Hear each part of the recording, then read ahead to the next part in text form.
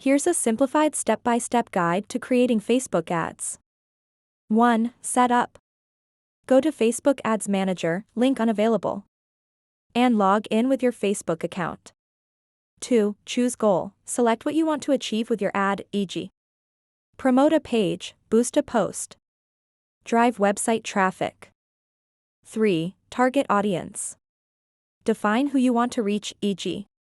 age, location, interests. 4. Budget. Set how much you want to spend on your ad. 5. Ad creative. Upload your ad image or video and add text, headline, description. 6. Call to action. Choose what action you want people to take, e.g., learn more, sign up. 7. Review and confirm. Check your ad details and confirm your ad. That's it. If you need more detailed guidance or have specific questions, feel free to ask.